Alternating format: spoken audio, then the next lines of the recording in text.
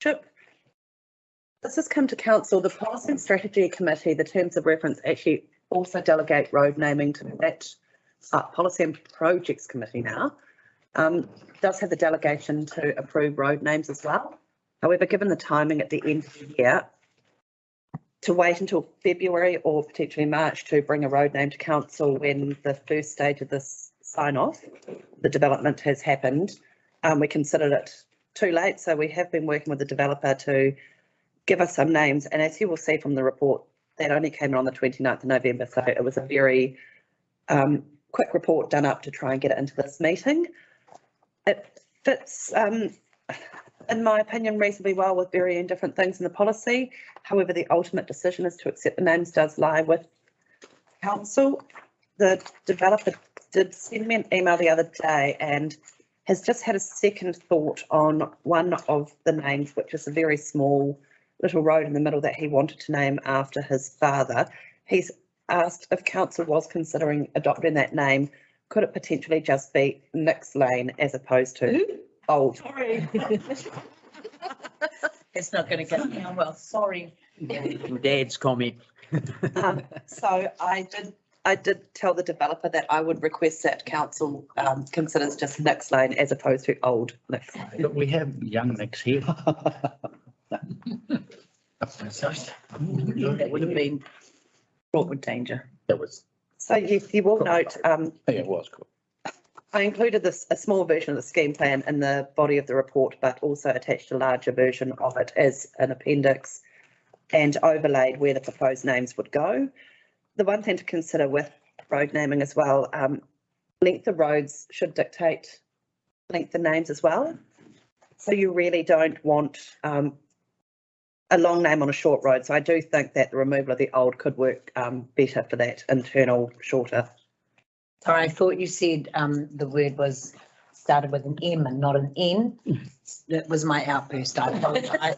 To council profusely. I don't know where my hearing went right there. Sorry. But I will take the report and happy to answer any questions. Well, I just got one. Solitaire, thanks for your report. The considerations under 7.2 tangata whenua, you say that the developer has not consulted tangata whenua on the Marae name, and this is part of our council policy that they are required to consult. Shoulder. Yes. Can you comment on that, please? Our policy sets out that it's the developer's responsibility to consult with tangata whenua on road names that are of significance, which is also why I have included there noting that the developer hasn't. However, council would welcome feedback from a representative. It is also up to council if they wanted to, they could refuse that name until consultation had happened with tangata whenua. I would love for the these guys, developers, to make the effort to approach Hurunui-o-Rangi for that consultation. Thank you so much. I think that would be the best way to go, because there's nothing wrong with Kakariki. No. However, it's down Kent Street. There's a whole lot of history down the other side of Carterton area where this is, and they might want to propose a name like this is where Major Mason's whare was and was moved up to Masterton, and it was built for the poor back in the day, and it's called Nukutai Memeha now. That's a great big huge name, but I think if we're going to give a Māori name to something, might want to go and ask Māori people. So yes, please push them back to go and consult with Hurunui-o-Rangi. We can arrange a time with them to do it. Thank you very much, Councillor Bryan. Any others? Next lane. Notice it has to be easy to spell, but I feel like you could incorrectly spell Nick pretty easily. And apostrophe, it's got an apostrophe when it mentions that. And it also doesn't seem to hit any of the street naming criteria that are listed there. So, yeah, I just don't feel comfortable with that. It's fine. Councillor Cretney. Similar question. In the report, it's mentioned to be Old Nicks, which is spelled Nicks, but then in the further down, it's Old Nicks with NIC apostrophe S. And you've just mentioned that the developer has wanted to just go to Nick's Lane. Which spelling is it? Which spelling has he told you he wants? Anything that's in italics is how he wrote it. I see. It was just a typo in the actual report itself, because I picked up that and then Yeah. I went down, and that was, yeah. NIC. Shows you how easy it is to misspell it. Okay. Any other, Councillor Ayling, any comments, questions? No, notice the same thing as Lou. It says that they should have, their surname if they shouldn't have nicknames. So it seems a bit cheeky to propose a nickname. I mean, my only comment is that this is the developer's dad. The developer already has a sense of entitlement for the developer, and that's lovely. What a nice suggestion that is. But I think that there might be a whole bunch of names that might have more greater significance to this area and the history of this place. And so the consultation with Marae might bring that up again. Thank you. I'm going to have a different opinion on the naming of Nick's Lane, and the fact that the developer and his family have been in business in this area for 60 plus years, have contributed a huge amount to Carterton and the economic benefits of Carterton. And I actually think it's a really nice thing. It's that little laneway in the middle, so it's a short area. I actually thought it was really nice that he was wanting to recognise his father, not grandstand or big note by using surnames. And it's almost like a really subtle acknowledgement of what their family have contributed, not only to our township, but also to the whole district and actually the whole region. Okay. Go. That's what I was going to say, but in certain words. But yeah, I know Robin Carter. He's done so much for Wairarapa, and I've worked for him. He's done a lot for Wairarapa. He's run lots of boards. I think something like this should, exactly as you said, remembrance for him. Then, just go, Councillor. No, please. I didn't realise we got through questions to discussion. Is it possible, because I agree, and the last street name that we passed was very similar with a developer developing land, and we passed his name to be put on the street name. Oh, close. And is it, I'm for this person to be recognised, because I agree with Robin. The family has done a huge amount for Carterton. But is it possible, because I also understand where Martin was coming from, is it possible that maybe the kakariki could be looked at as being the one that gets looked at as a change potentially to recognise? Yeah, I mean, in the this is area. where I was going to go in the comment as well, is that the kakariki, definitely, if you bring that to Hurunui-o-Rangi, we'd come up with a greater suggestion of what a great name might be for that, which would be significant. And I just want to remind the members of the Carterton District Council who sit in Carterton, down the road from Carter's Bush, that there are a lot of names already that recognise this family who've done a great service to this community in getting the land that provides this area. It has dispossessed the people of Hurunui-o-Rangi, Marae, and the Māori across this region to the point of poverty and health degradation of their people.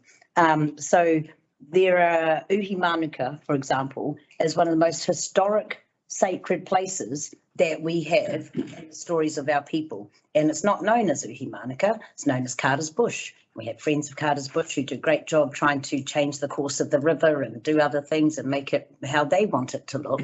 But there are very few places that actually give rise in the whole of the Carterton area to the significance of the people pre-colonisation. Now, I know that probably is going to stick for some people. And I recognise the developer's work in this area and his family's contribution to this area. I think that might be a really nice compromise for one and the other to sit beside each other. And that's what I'm going to suggest to Hurunui-o-Rangi. But I don't think that developers, just for the sake that they are developers, and in this case, it's a family who's lived here for a long time, but it might not be in the future, that because they're the developer, they get to put their preferred names forward and we're all going to go, yay. For this case, I recognise there's a difference in that feeling. So that's what I'm going to take back to Hurunui-o-Rangi and come back with a suggestion of that, and then see if they, the whānau, have any other objection in regards to Nick's Lane, because we've got a whole bunch of bridges we'd like named and a whole lot of streets that we want the names correctly changed, like Waiharakeke. Waiharakeke is not a road, it's Waiharakeke, and it comes from the awa and the area. And so I'm also going to ask Hurunui-o-Rangi to look at those things that they've been thinking about for a while and bring them back as one submission to the next meeting, if it's okay. Can I, and from past training, we actually, when we did our road naming policy, Hurunui-o-Rangi were asked to come up with Beautiful. with a list of names, and so far nothing is forthcoming. That's right. So I'm here now. You're here, which is great, and I'm really happy that's going to happen. And I actually would also like to acknowledge the developer that whilst they didn't come and consult, they have actually obviously read our naming policy and they have adhered to most of the points. And there's 3 different roads to be named. But I think Yeah. I'm not going to get yeah. out of hand.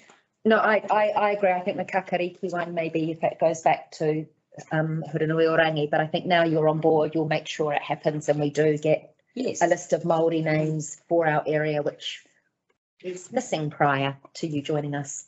Yeah, I'd just say and I'm going to come to Councillor Newman, I'd just say probably one of the challenges that we face is that no one knows what area is going to be developed until a developer puts in a bid.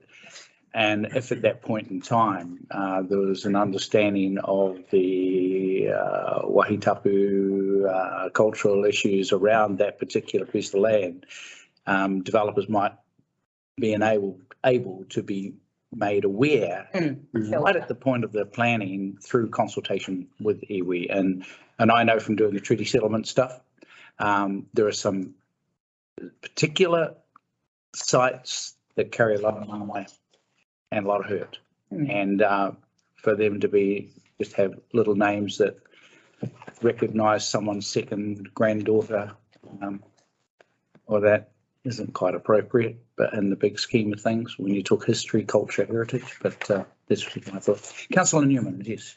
I still feel like he hasn't really taken into account the street naming criteria. 2 out of 3, yep. The third one, he's not hitting any of the points. And why have we got this if we're not going to follow it? It's not only the naming criteria, but also the spelling and the apostrophes. Like I just don't know why we've got this policy if we're not going to follow it. And I feel like we're setting a bit of a precedent by allowing these developers, you can have 1 street per development that we're going to let you with your choice of names. It still just doesn't sit right with me. Deputy Mayor. Yeah, I mean, when I read this report, none of the names offend me at all. I mean, if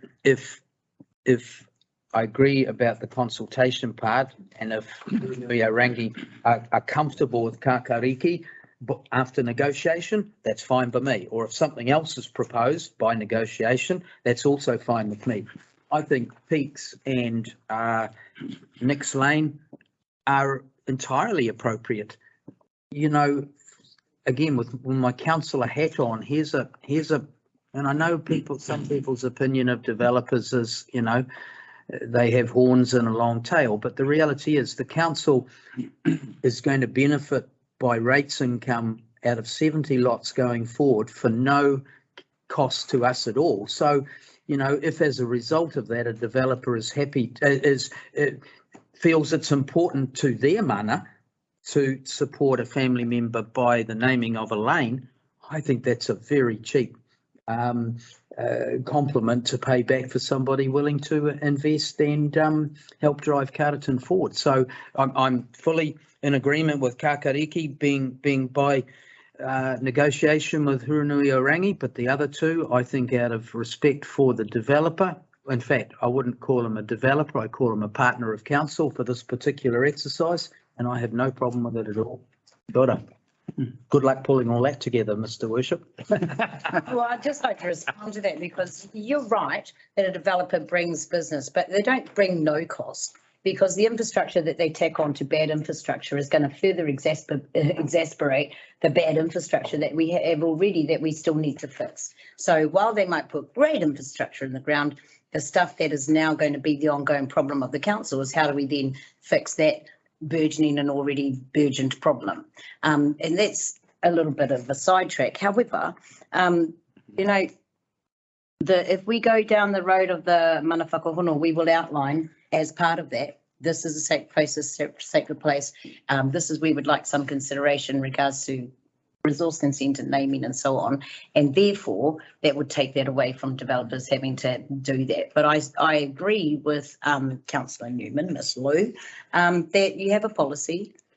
You either are guided by the policy, or we agree that in this exceptional circumstances, we are going to ignore the policy and endorse it. So I think it would be great if you could give me the opportunity to go back to Hurunui-o-Rangi over these names and invite the developer to come and meet with the whānau as they're asked to do in regard to those names. And then they might be quite happy, as in the union of the Carters and the Rewai Couches. You know, Nanny Bessie Carter married the Carters. That's how we solved all situations. We just marry into the family. And so, you know, they might be quite happy for those things to go forward, but I would like them to have the opportunity. On all three names. Well, certainly, I will be giving them the map, showing them the kakariki and discussing why Nix has come about after the whānau of Carter, which we don't have great big huge opposition to, but you have a whole town named after Carter. This is a developer's grandfather or father, and I get that, and I understand that that's a new generation. But we're thinking there's a whole bunch of generations that just got wiped off the map when colonisation came along and developed towns in this area and ignored all of our people, put a road right through the middle of our marae. And our people ran out, just like at Te Whiti, pulled the surveyor stakes out, lay in front of bulldozers trying to stop that road. So to retain some of their mana, which was greatly diminished. But we're here now at the table, so I'd like the opportunity to have that consultation with the whānau. Is there anyone who hasn't spoken who's got a view? Yeah, sorry. And Councillor Laurence? It's a different Carter, isn't it? Yeah. Yeah. See, our whānau wouldn't know that. They just got another Carter. Different family. Yeah. Charles Robin doesn't have any Yeah. living relatives. No living relatives. The only, there are some other, there's another party to this, and those are the people who are going to live on those streets. And I think we should give some consideration to whether I'd be happy to live in a street with any of those names. And I think that's an address you could. I was waiting for it to be called Robin Carter Lane. Huh? I was waiting for it to be called Robin Carter Lane. And then they've come up with this. Yeah. That was his nickname in the. And I'm going Grace. So Grace, sorry, Councillor Ayling. No further comments.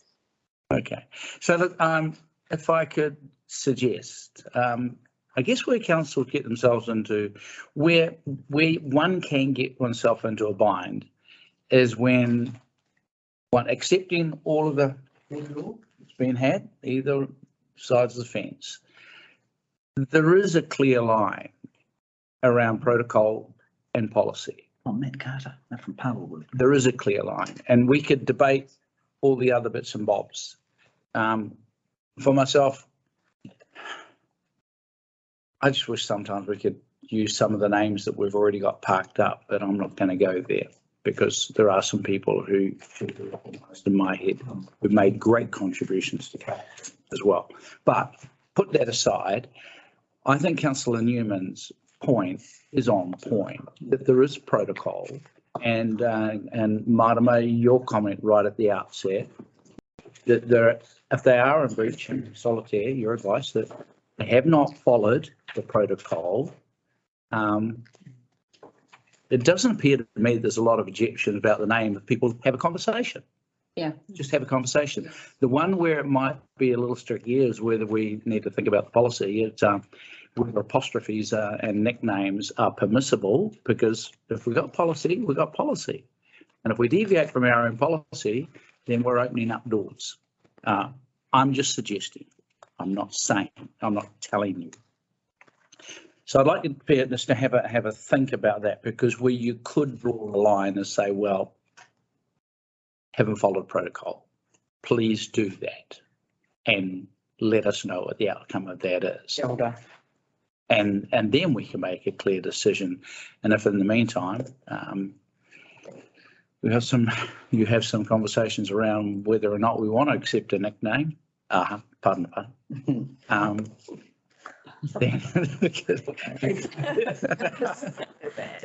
Then so be it. But is that helpful?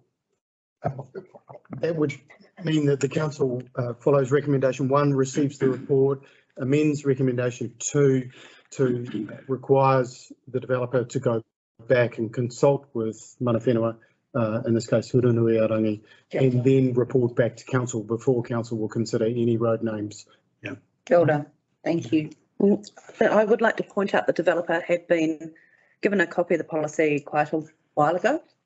So it did clearly outline the requirements. And I had very much emphasised the fact that our council did want to see names of significance to tangata whenua. And I'm really appreciative of Marama being on this committee, because I think the difficulty we have is that we have a policy where the very first, we look at the criteria and recognition of Māori cultural significance being the top criteria out of the 4. The bottom of the 4 criteria is honouring local residents who have made significant contributions to the district. So a nickname or a real name may still be in accordance with that policy because he is a local resident and it's an honouring a contribution. Yeah. But we have a list of names in one of our policies scheduled, and they're all there of, ex-mayors, residents that have made some contributions.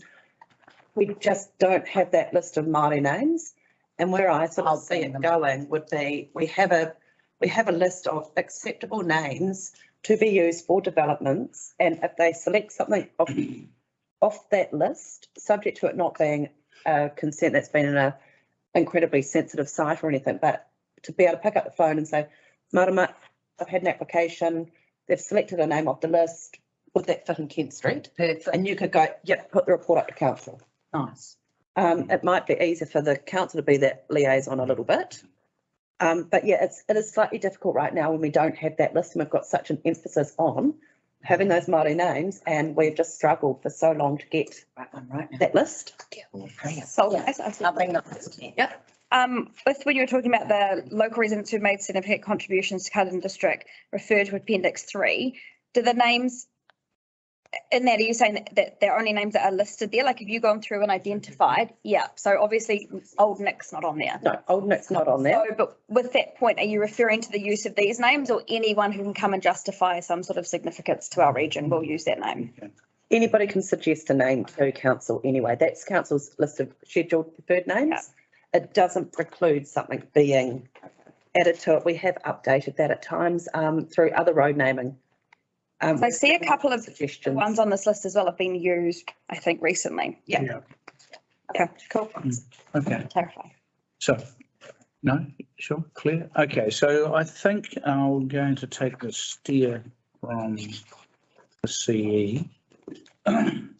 Let's firstly resolve to receive the report. Can I have someone? Councillor Cherry-Campbell's moved, seconded. Councillor Cretney, all in favour? Great. Councillor Ayling? Aye. Yeah, got you. Motion's carried. Okay, resolves and adopts the proposed public road. We're going to amend that, and suggested wording, Jeff, was?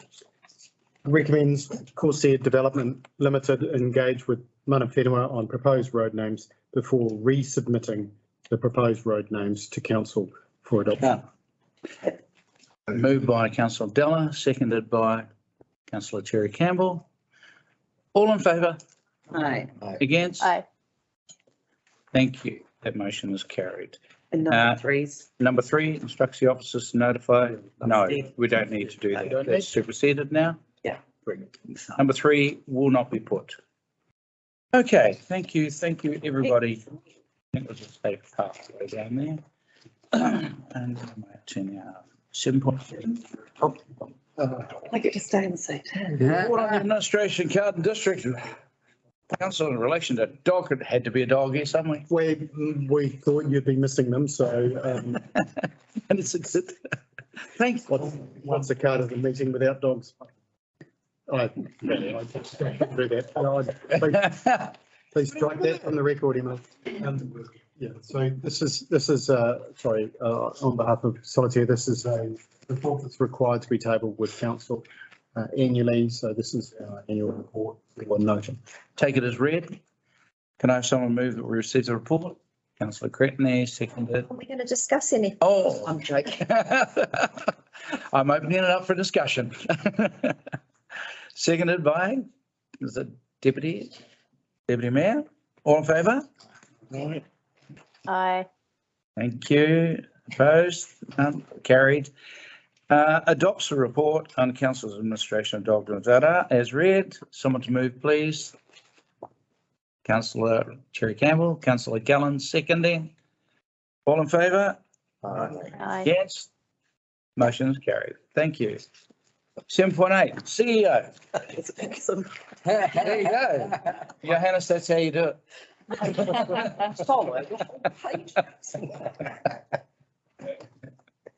Sorry, frivolity. Kia ora. So really comprehensive executive report. Got a couple of things that I'd like to update council on that have changed since the report was written. Firstly, I'll start with the good news. We've received some grants, and perhaps I'll let Linda update you on the first one of those 2 grants. Kia ora everybody, just wanted to let you know that we've been successful in that funding for Waka Kotahi transport choices. So we've had meetings with them today and they have advised the update. We've been successful in receiving $918,000 towards a 6.2 multi-use shared pathway, which will connect up to 5 schools in Carterton. So really excited about that. Yeah. That use existing infrastructure or that's brand new? A little bit of both. So it'll be existing and then some development with some landowners around that path we're looking through. Some mode choice in terms of safer roads, change of mode particularly for school children, where we've got a couple of schools that are on the state highway. So risk for children going to and from school is quite great. Also in terms of Waka Kotahi, removing cars from the roads, i.e. parents taking children to school and giving their children the ability to have a safe pathway in order to get themselves to school either through a walking bus or cycling or scooter. Yep. So this trail sits in with our plan with the 5 Towns Trail as well. So eventually we'll be able to get students biking down to Hurunui as well once we get that trail down to Greathead as well. So it'll all link together in the big picture. Cool. Yeah. Awesome. That's some great news. Yay. Good news. Money. So this, the trail, that you mentioned 5 schools, that's Dalefield is incorporated into that. Dalefield's incorporated into that. Okay. Yep, so Thank that you. would be using rural roads out to there. There's a small amount of urgency in that the funding runs out on the 30th of June 2024. So we will have to Use it. use it or lose it. What was that date again, sorry? June the 30th, 2024. We've got 18 months. So that's the first change. The second good piece of news is we have confirmation from the DIA that our Better Off funding has been approved.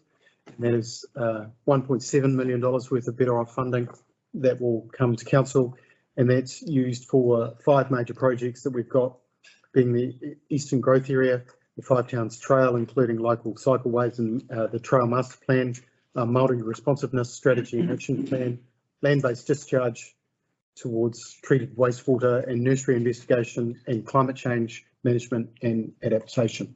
So that first tranche of the Three Waters funding is 25% of our total funding. The remaining 75% will be available when the Three Waters entity goes live on 1st of July 2024. So that's two positive pieces of news that have occurred since I've written my report. So a few other things have occurred just in terms of my report. I know there's a large section in there around, or a section with regards to the natural built environment and spatial plan changes to the RMA laws. Council management have considered whether or not we should make submissions on those. We consider that our submissions are likely to make very little, if any, difference to the government's process around the RMA reforms. So we're probably unlikely to make a submission on those unless there is, there's a violent objection. But we have a significant amount of work outside of the RMA reforms that we are covering off. So at this stage, we're probably not going to make submissions on those reports. There is another piece in there that I've referred to, which is the waste minimisation plan. So there's an update on from Porirua on the waste minimisation plan, and Porirua are taking a lead on behalf of the Wellington Regional Councils, Wellington Region Councils, sorry, not regional, Wellington Region Councils. And we will require council to note, to formally resolve that we're going to develop a new waste minimisation plan in partnership with the Wellington Region Councils. And for some reason, the Ministry for the Environment will require a council resolution to that effect before the end of this year, I think before the end of 16th of December. Why, I don't know. However, I will amend the recommendations at the end just to get council to know that we are developing a new waste minimisation plan in partnership with the other councils. So I have the wording for that we can pick it up later on. Other than that, I'm happy to take questions. Thank you. Questions, anybody?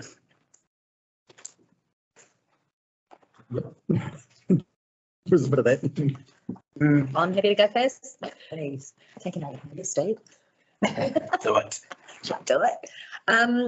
On the report, under your report, under zero waste, and the discussion points from your meeting with Smart Environmental, wondering what the likelihood is of those discussion points actually coming to fruition sort of within the next 3 to 6 months. So that's the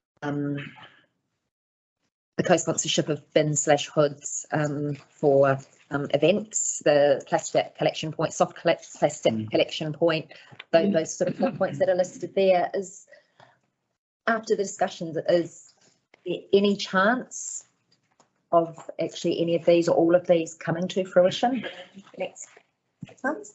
So soft plastics is quite likely. There is soft plastics being picked up in South Wairarapa. So contract is Wairarapa wide, so it's quite possible that we will expand to soft plastics because that is.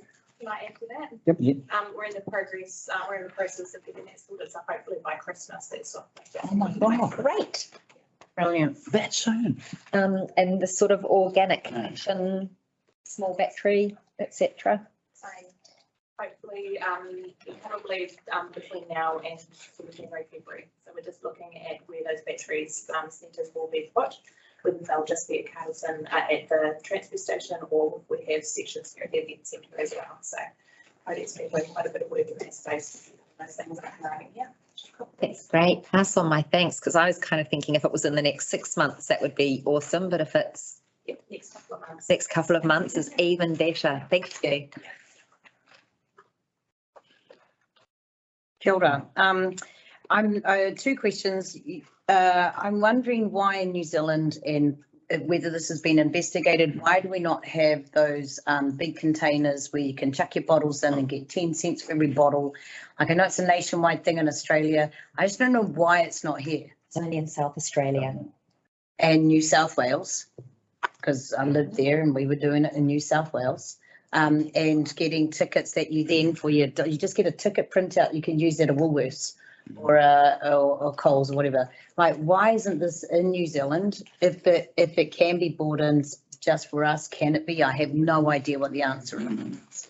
The legislation was changed. Perhaps I could, Go. perhaps I could answer. In 2019. There is a proposal for government to change the way we deal with recycling and in particular bottle schemes, so plastic bottles and recycling plastic bottles where there is credit given. Yep. That scheme is run by a number of agencies in South Australia. So, for example, the credit given for bottles that are returned at Coles is a Coles credit. Yep. It's not a general cash credit. Yeah. It is required to be spent in a Coles store, and if you take it back to a service station, you'll get a service tax. Yep. That scheme is being considered by the New Zealand government and is likely to be rolled out in New Zealand nationwide. Right. So it will be a nationwide scheme. It is worth noting that the recycling streams from our district are quite a good revenue stream for Earthcare, and they use that to subsidise the cost of running the solid waste, i.e. rubbish removal. So if we take those revenue streams from Earthcare away, we are left with the full cost of managing solid waste, i.e. rubbish, for our community, and it's highly likely that the cost to council will increase when those recycling schemes come in. But I'm not saying we shouldn't. Something to I'm just saying it's just worth considering. I just saw a whole lot of people lining up, getting rid of their bottles instead of chucking them in their waste. The other thing is Hurunui-o-Rangi has no collection. I wasn't involved with the council. I don't know what the decision making was around that, but we have no waste collection from Hurunui-o-Rangi Marae. I believe it has something to do with not paying rates. I think you'll find that in the Treaty of Waitangi, that Marae land was deemed non-rateable, 7 acres, and then they took all the rest of the land outside 7 acres and made it their own. So what I'm saying is, yes, that's right. It's a non-rateable piece of land because the Papakainga sits on the 7 acres of the Marae land, which was the only portion of land that was guaranteed to Māori around their home, and then the rest was taken away. So I don't know whether that was a decision of council or that was just a general understanding that if you don't pay rates, you don't get your rubbish picked up. But it is, you've got old people and young families living a long way from any other place to take their rubbish. And they do parakore, so there's very minimal rubbish coming out of Hurunui-o-Rangi, but that's a question. Was that a concerted decision made by council? And if it was, can we change it? It's more likely to do with the zoning of the area being rural. So there is no rubbish collection, recycling connection in the rural district. So outside of town, they don't. I see bins out there. Are they not Carterton council bins? No, They're higher. they're personal hire. They're not part of the council. So council doesn't go. 5 minutes away, Whānau. It's 5 minutes away. Come on. Yeah. All right, so that's not a considered decision based on non-rateable land. No. Right, okay. I'll go back to and say it's nothing to do with you, Whānau. It's okay. Don't take it personally. Don't take it Don't just- personally. They don't come and get my rubbish. They don't come and get my rubbish either. Right. Well, No. can we have a limit around the town? Like, that's a serious question for waste management. Is there a limit around the town? Like if it's 10 Ks out, that's too far. If it's 5 Ks out, that's included. I don't know. But there seems to be quite a growing community in Gladstone there that comes under this area.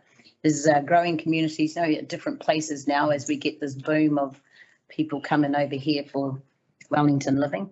And so at some point, I'm thinking that might be something that council might want to consider as this much for these people and then a cost at these people. It's good possible to pick that up as part of the Annual plan. See, a lot of people out our way do is they live out in the country, they put their rubbish in the bag and they drop it at our gateway for.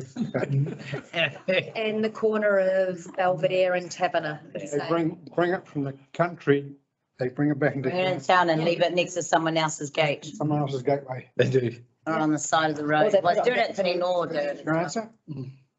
Yeah, Do you want that to happen? maybe in the annual planning process. Someone else does it. No question. Councillor I'll tell Mum. Councillor Ayling, any questions for the CE? No questions. Cretney, here we go. Thank you. Page 159, you've mentioned about the Wairarapa District Plan Review. Just under the climate change and resilience, is there any thought of, and I don't know whether this is too late or whether there's still an opportunity of having the stormwater modelling done for the urban area of town because of the impacts that it has on certain areas? So it fits into the district plan. The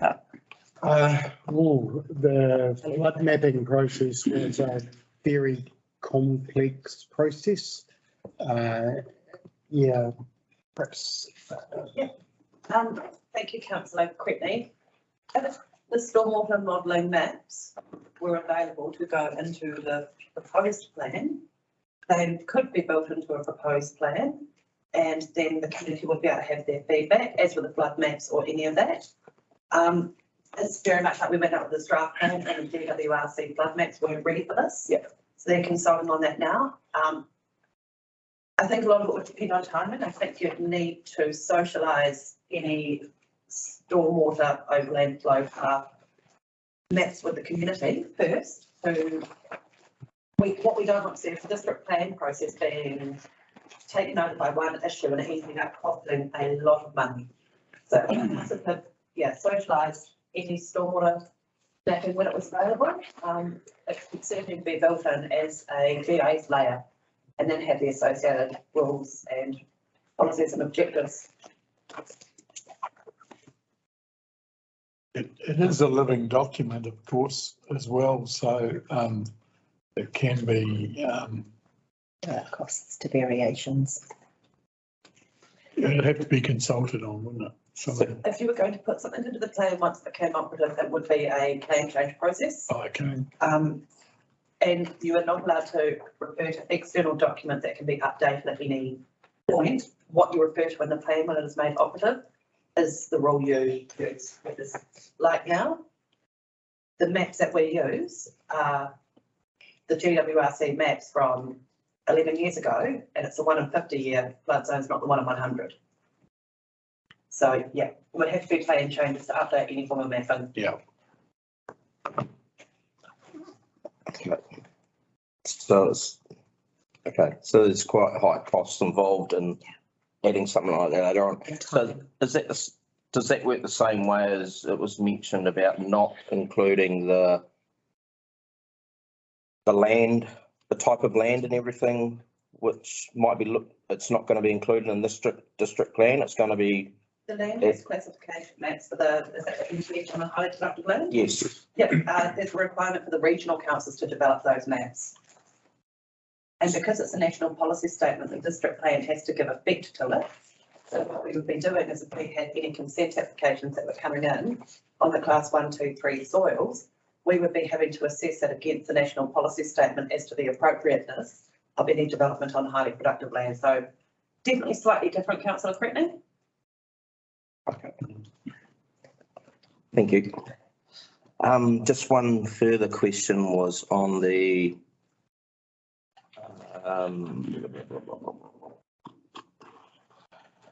it's to do with the wastewater treatment plant. Just the costings that you've got down, Jeff, around the mudfish delays. I was just wanting to get an understanding of the 428k and what that was made up of, because my understanding was that there was only a 6-week hold up, and I was just wanted to understand how. So extension of time claims relate to a number of items, some of which started at the mudfish process and a number of others have been caused by alternative factors, whether it was ground unavailability, whether some of them relate to weather claims where contractors were unable to get onto site, lack of equipment or council not being prepared. So the extension of time is not just mudfish, it's all extension of time claims from the time the phase 2 contractor was engaged to the time the phase 2 stage 2 contractor was removed from site. It's a number of claims. We have had an independent review of those claims on our behalf. So it's not our view, it's not the claimant's view, it's not CHB's view. We have had an independent go through and verify extension of time claims because of the quantity that has been, because of the amount of money involved. Okay, I just that you've got in brackets there, it's related to the mudfish delay. So it's just understanding. Yep, you are correct. Part of it relates to mudfish. It's not all mudfish. Thank you. Clarify that, and thank you for highlighting that. Are there any? Discussion. We got discussion or questions? Either. I've got a question on page 159 in the climate change and resilience section there. What was it? You note that there, under this, we are requiring rainwater collection tanks on any new dwelling. Are we also requiring wetlands for earthworks when developers start, that they are inputted first? And also in the verges, sort of rain catch, or, those rain sink catches that sort of collect the runoff and filter it through some stones in the verges of any streets developed. Is that in the thinking of the Carterton District Council for new development in regards to that climate change and resilience area? What page? Oh, sorry, 159. And Climate change resilience. yeah, so in there, you've got requiring all rainwater collection tanks for any new dwelling in the residential homes. I'm thinking there's a couple of other things you can do, which they largely do in Auckland and their big developments, and require developers to establish sort of a wetland or terraced wetlands in any new earthwork development. So any earthwork. Silt and runoff. Silt traps. Yes, silt traps, and also in the new grass verges around the streets and things, they also have required them to put in rain catcher to run off from, before it gets into the stormwater, basically. Silt catch. Other silt traps. Is that possible? Yes. We can build any of these in with the submissions. We currently do a few developments where they've got their islands within the centre of the roadways that act as those rain gardens, particularly for that stormwater. Yeah. So we do try and promote alternative means, even in the existing district plan, to think innovatively about how you are going to manage stormwater, your climate change. You'll also find that a lot of those potentially provisions in the earthworks will very much link in with the regional policy statement. Yeah. And they're probably a lot of those policies that we haven't submitted on because we actually fully support. Because they're in there already. Mitigating climate change through development, taking into account how you do that. If we can encourage wetlands and those type of plantings on sites, that's brilliant. But that's one area, I think, in the earthworks development and the big housing developments or the small housing developments are capturing a lot of that silt runoff before it hits the water. And in fact, in Auckland, improved the quality of the water that went out to the ocean because of it. So. Okay, so I'm very conscious of time, and we stick on to, we've got some meaty business to get through yet. Is there Councillor Della for? Yeah, I just got a quick comment and discussion. I see we've got a report in here, Jeff, about Molly's slide, and I'd just like to acknowledge through this council meeting, I'd like to acknowledge the friends, family, supporters, and Rebecca for seeing this project through. I was there the day of the opening along with councillors, and to see the smiles on everybody's faces and Grace, and to see the kids that they really got a kick out of going down that slide the first day, even though the water was cold.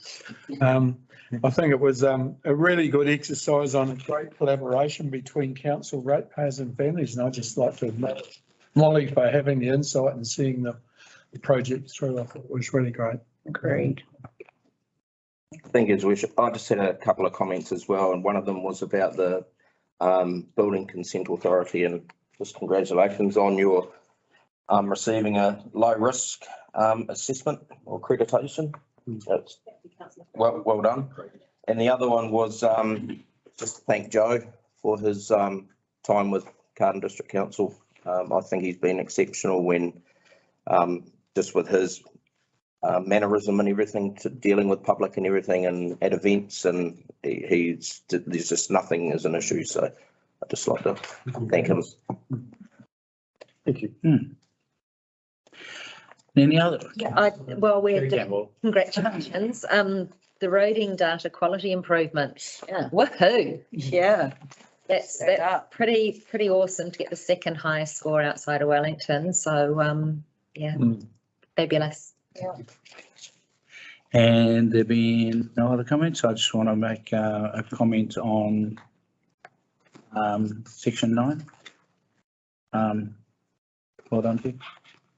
Kia ora, there's way to go yet. You've got to stop the road. What does that mean? Well, it's a big chapter in British history, but I'll let Jeff give you the short version. It's his work. So the road that we are talking about is the former state highway. And I think, I can't remember what page we're on, 173. It's the former state highway there. So I've been working with Waka Kotahi to have that returned to us. It's taken quite a lot of effort. Firstly, they didn't know who owned bits of it, which I thought was unusual because it was a state highway. But there were sections of it that they weren't clear on the owner. So we had to clarify ownership, and then we've clarified where the ownership should go. They are transferring it back to us. We are able to stop the road and then return it to the former landowners. In cases, sections 2, 3, 4 and 5 will return to Greater Wellington for, so sections on the east of 3 and 4 are also Greater Wellington land, and 2 and 5 for flood management. Sections 6 will return to the hapu, Ngāti Kura-Whitia, and we're just figuring out how we deal with section 1, whether that's subdivided and part of it returns to the hapu, or whether the whole lot returns to the hapu, or whether the first part of section 1 remains an access for the landowner who also has a triangle there, in terms of that land, so it needs to remain formal access. But anyhow, we have to stop the road, which is a gazetted process, and then we have to go through a process of return. That may take up to 2 years, but it is the first step in a long way of returning that land, which was a former state highway, to its previous owners. Yeah, cool. Hopefully creating a safer access, particularly for that urupa there, rather than going off the state highway. We're hopefully create an access via Matarawa Road. Good old Public Works Act. And the consequences of it. Okay, so I'm looking for someone to move that we receive the CEO's very extensive and high quality report. Councillor Cretney moved and seconded. Councillor Cherry-Campbell. All in favour? Aye. Against? Thank you. I had a second resolution, which is to formally resolve to proceed with the development of a new waste minimisation plan 2023 to 2029 in partnership with Wellington Region Councils. Yeah. Someone to move, please. Mayor and Councillor Newman seconded. Oh, I saw you too late. Sorry, Grant. Sorry. I'll get you next time. All in favour? Aye. Against? Thank you. Motion's passed. Right. We're up to 7.11. 7.9. I jumped over 2 tabs. Look at that. Wishful thinking, you wish. I jumped right over 2 tabs. How did that happen? Meeting schedule? Well, she'll be short and sharp. It should be. This is the proposed meeting schedule for next year. As noted in the report, it can be amended during the year at times. Council needs to have extraordinary meetings for certain purposes, and there is a governance review planned for mid-year, which may result in other changes. We'll leave it there. Someone to move that we receive the report. Councillor Ayling. And seconded. It was Take it back. Deputy Mayor. All in favour? Aye. Against? Carried. That we adopt the schedule of meetings for January to December 23. Councillor Cherry-Campbell, Councillor Ayling. All in favour? Aye. Against? Motion carried. Note the meeting dates and all times will be changed by agreement with the chair and the CEO. Will be advertised as required by the Act. Someone to move. Councillor Della, Councillor Gallen. Thank you. All in favour? Aye. Against? Carried. Thank you. That was sharp. Nice work. Okay, 7:10. Non-financial performance. Kelly. So this is the quarterly report to council on the performance against the measures set in the annual plan. We haven't been doing quarterly reporting, we've been doing annual reporting, but there has been discussion last year about making it a report to council on a more regular basis as a way to identify where there are potential risks or things that may need to be addressed. As stated in the report, we are tracking quite well, probably ahead of the end of year results. We've made some improvements. There are areas we still need to focus on, but I did a bit of a count, and at this tracking is achieved for 34 measures and not achieved for 9. So we would like to reduce that further, but we are doing quite well. Happy to take questions. Are there any questions? Councillor Cretney. And yes, we have. I've got you, Councillor Ayling, you're next. Kelly, just page 192, the waste management. I've just wanted, could you just explain a little bit more? I'm just trying to understand the why we didn't achieve that, the groundwater sampling adjacent to the landfill. Sure, can I hand that over to your hands potentially? I will ask you back to Councillor Cretney, that information with me. So which measure on waste page management. 192? So when I'm right at the bottom. The last one? Last one. Waste. Yeah, just the non-compliance with the groundwater sampling adjacent to So- the landfill. There are a couple of houses off Gallen Road and they share a bore. So we also undertake groundwater sampling on their bore water in terms of making sure that there isn't infiltration into any of their supply. So their bore water samples showed high elevated levels of some contaminants and I think it was E. coli. I do note that their bores are quite shallow and are at risk. Shallow bores tend to be much more at risk of high level contaminants, particularly during the periods of high rainfall. So that's why those weren't not in compliant. We undertake those sampling on a voluntary basis. So we offer to sample the neighbours' bores on a regular basis for their security. It's not really, so we're happy to keep sampling their water and inform them where they need to make changes. Our preference would be that they were deeper bores and they were less likely to be contaminated. Okay.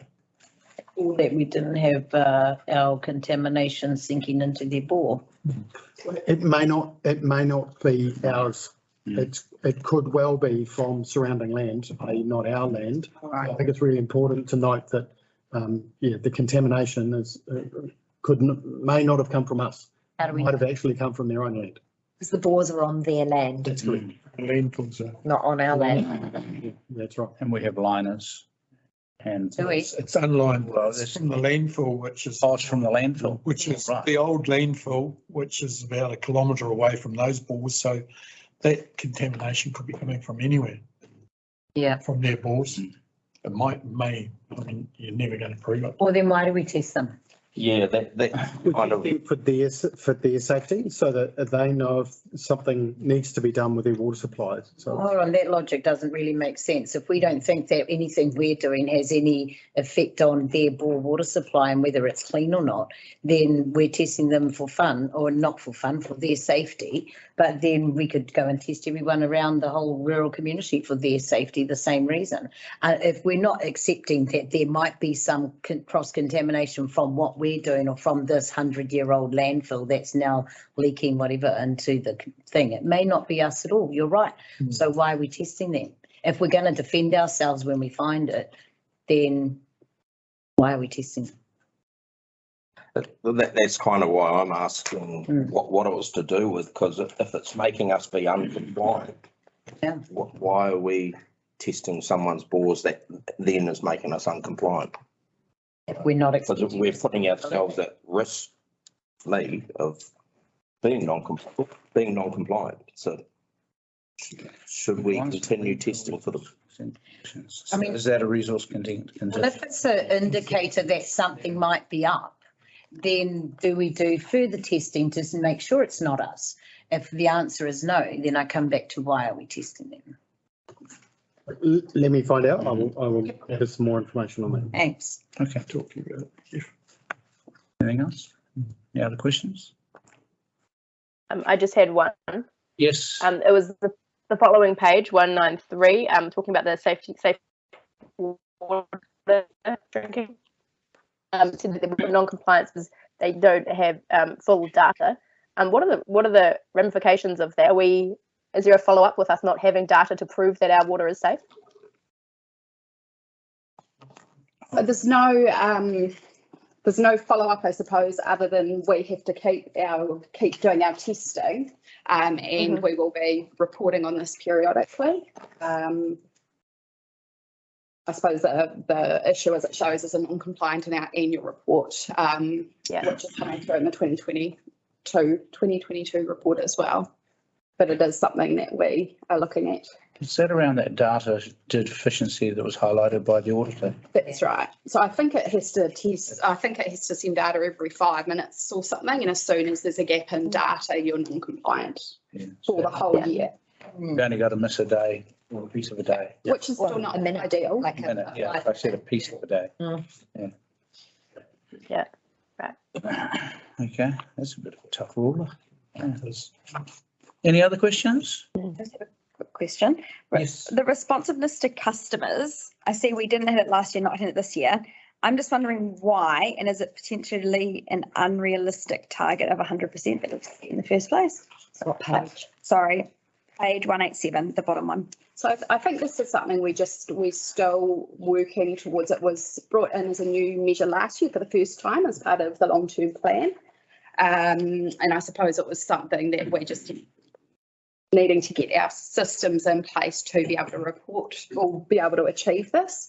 So it's not about resolving issues straight away, but it is really important. It's acknowledging that it's really important to get back to our residents when they do raise something, and making sure that we can do that in a timely manner. There have been issues during the year, I guess, with people away and sick, but then at the same time, it's about making sure that we do have processes in place for when that happens as well. So I think the improvement is showing that we are getting there, but it is an area where there is more work needed.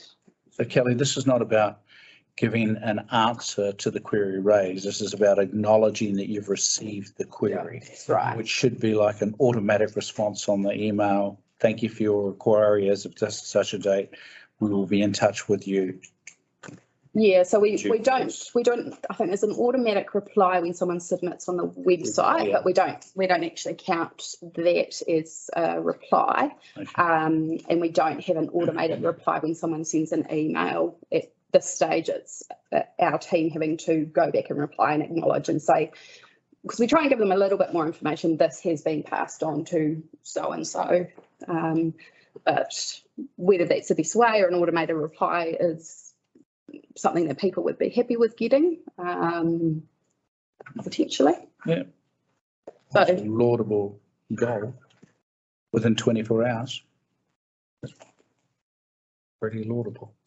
and it is It's a tough- challenging, but I guess we are aware that when people have an issue, they do want to know at least that we've received it So and one we're day- doing something. Most people know we can't solve things straight away necessarily, but at least if they know we're doing something about it, I think it helps a lot. And within 24 hours, if somebody sends a request through over the weekend, do we include weekends within the 24-hour response? Because we're never going to receive 100%. We'll use working days.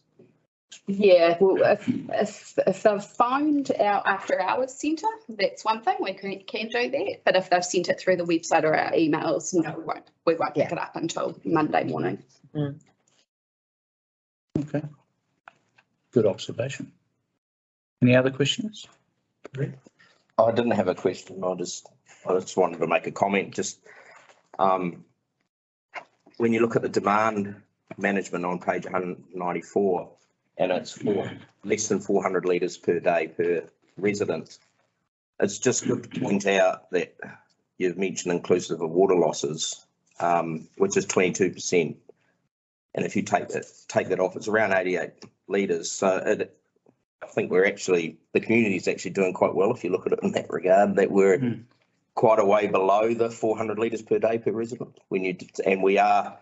Council is starting to achieve and starting to repair a lot of those leaks. That percentage is coming down every time. Like last year it was 25 and it's now 22. So we are improving that all the time. So there are positives.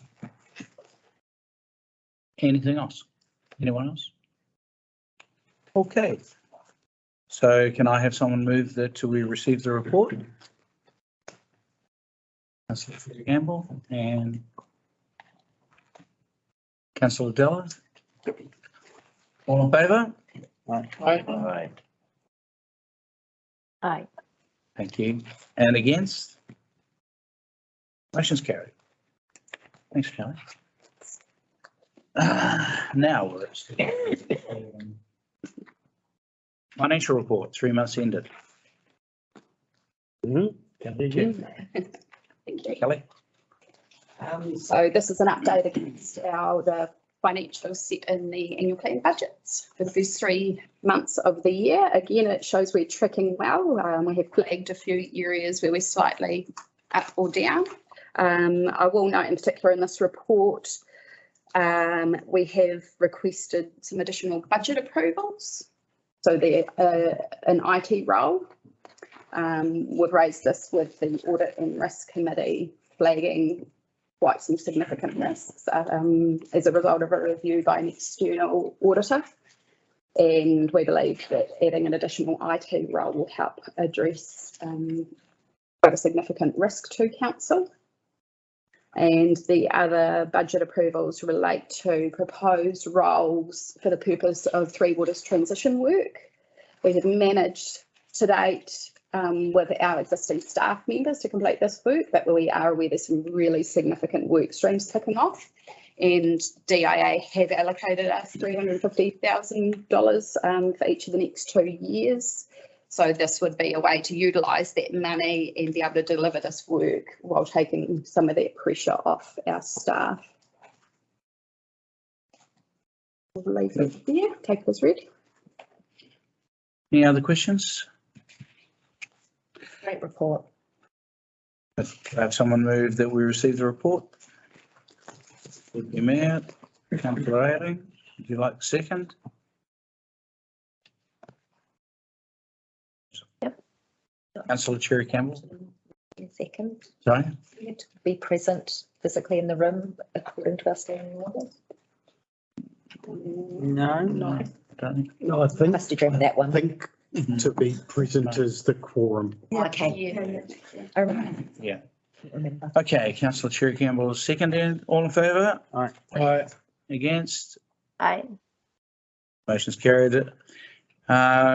Approves the unbudgeted operating expenditure of 33,000 in the current year for an additional IT resource as recommended by Audit and Risk. Someone to move, please. Councillor Cretney. Councillor Gallen, second. All in favour? Aye. Against? Motion's carried. Thank you. Approves unbudgeted operating expenditure of 83,000 in the current fiscal year to additional Three Waters transition roles. So Councillor Cherry-Campbell, Councillor Newman, all in favour? Aye. Yes. Thank you. Carried. Approves the breach in the debt funding maturity profile relating to the structuring of the Three Waters debt. Someone to move. Councillor Laurence.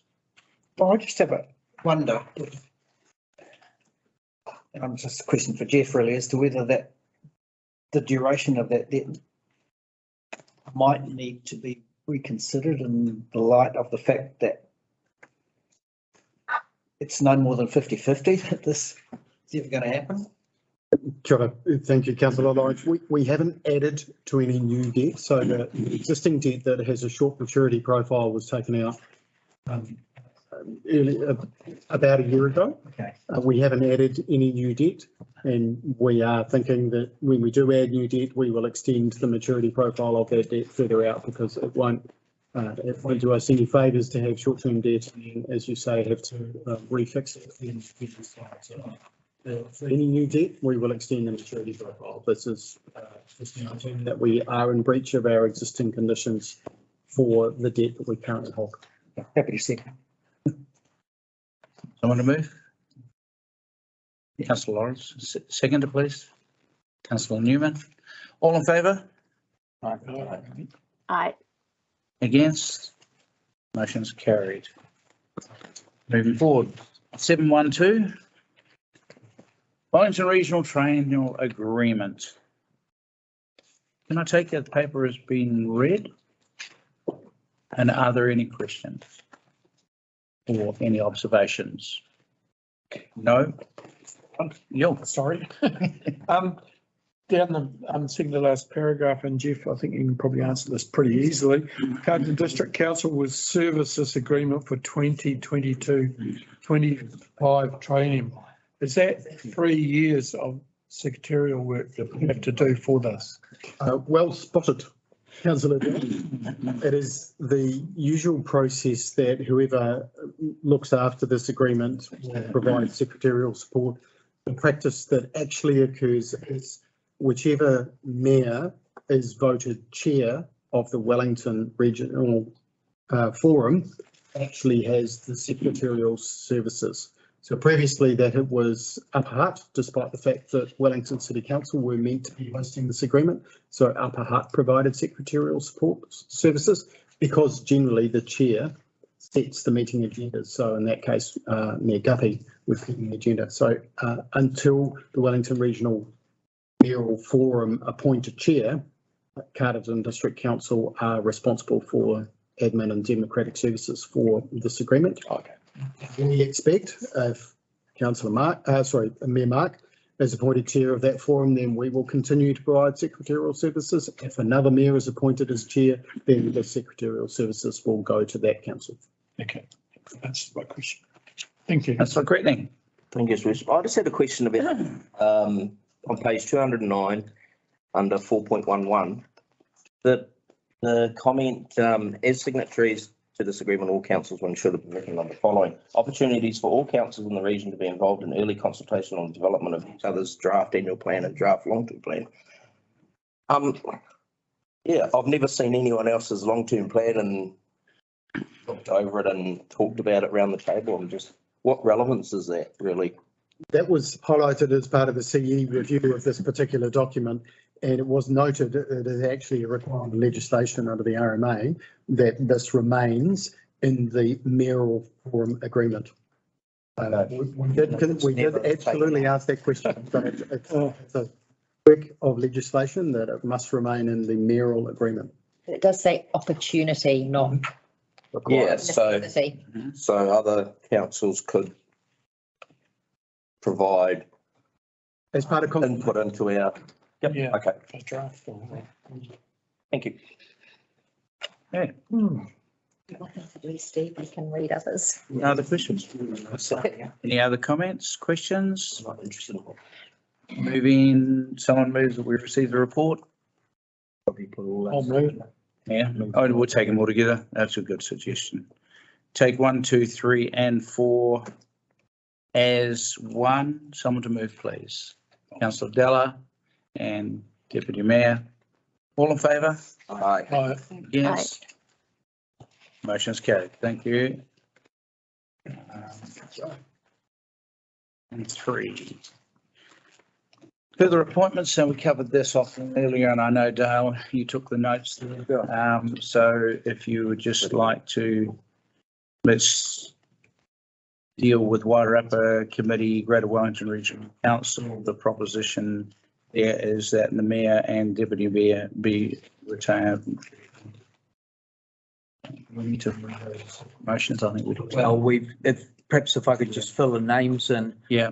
From discussion. On the bottom of the form. With councillors, the first one, Wairarapa Committee, is 1+ alternate, His Worship the Mayor and myself as alternate.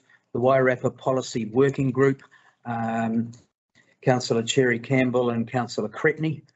Carterton Creative Communities Committee, 1+ alternate, Councillor Laurence, with Councillor Ayling as alternate. No, other way No, around. other way around. Oh, sorry, other way around. Councillor Ayling and Councillor Laurence as alternate, and Destination Wairarapa Roger Wigglesworth incumbent. Are you okay with that, Councillor Ayling? I'll take Yes, that sounds good. as an excited yes. Okay. Possibly just Yep. for any of our ratepayers that are listening in and a little bit of background information on why sort of the different people are appointed might be useful as background. Yeah. For our ratepayers. Oh, basically we were looking for continuity in some of those joint policy working group, because obviously some of these policies take a little bit of time to get through, and also experience on creative communities. So the people who have wanted to be part of that are people who are involved in other grants and community projects as well. So we're just trying to play to each councillor's strengths and also to enable consistency and continuity from the last triennium. Utilising experience and skill sets that people have and their past experience in those roles. So having Councillor Cherry-Campbell continue in the Wairarapa Joint Policy Working Group makes perfect sense. She's on the district plan as well. So those are the reasons for those appointments. Can we take? Well, yeah, you can, this is just a question. This says that it's for elected members, and you've appointed someone for continuity and consistency who knows what they're doing in Destination Wairarapa, who's not an elected member of council. Does that mean for all of these boards at some point in the future, if you've got someone who has considerable experience who is not an elected member, the council are fine to do that?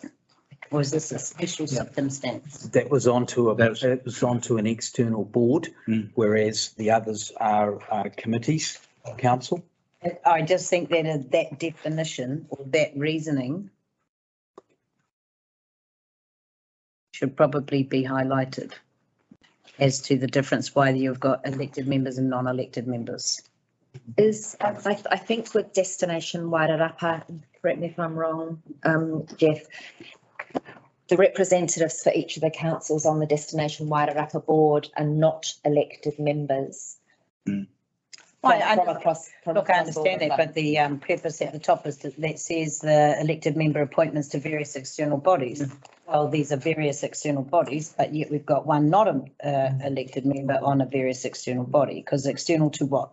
Carterton District Council. So they're all external. Correct. So the purpose of the board should read appointments to various external bodies as opposed to elected member appointments. I think so. Thank you. Yeah, true. We'll fix that. So can we receive the report? I'm happy to take guide. Do we take this as one? Yeah.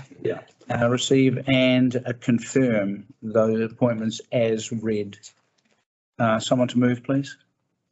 Councillor Della, seconded by Councillor Cretney.